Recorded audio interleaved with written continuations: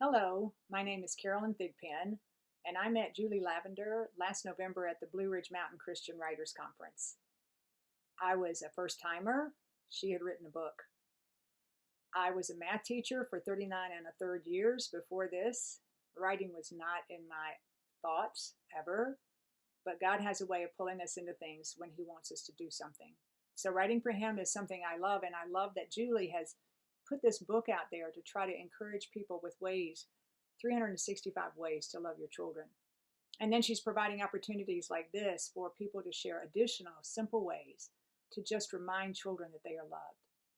I don't have children of my own because I'm not married, but God has given me a lot of children that I call my own, and some are nieces and nephews, some are children of friends, some are adopted nieces and nephews, and then of course there's all my students.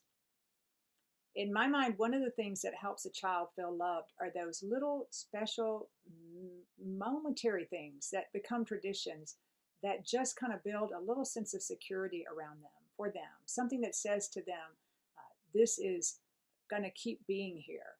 And those add a sense of safety and security, which translates for a lot of children into love. I have several things I want to share, but today just one of them. It has to do with my brother's children who mom and dad would bring every summer to stay for a couple of weeks here to visit with this part of the family. Being single and being a teacher, I had the summers off, and so I got to spend time with them.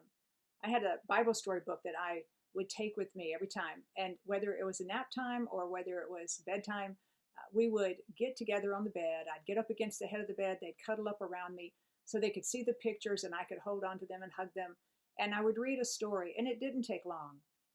Sometimes they would want two or three because they just had time and wanted it, but it got to where it was such a tradition, they would even ask me to read to them because that was something special for them. Over years of this happening, it became a tradition for us and just something special. Didn't take long.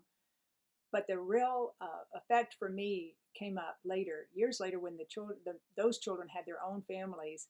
My nephew asked about the book because he wanted to get one of those same books so he could read to his children. A tradition that spelled love to them growing up translated into something that could spell love to their children. So I just encourage you to keep finding those little things you can do that over time will build up and will stick in the children's minds saying, I love you. Till later.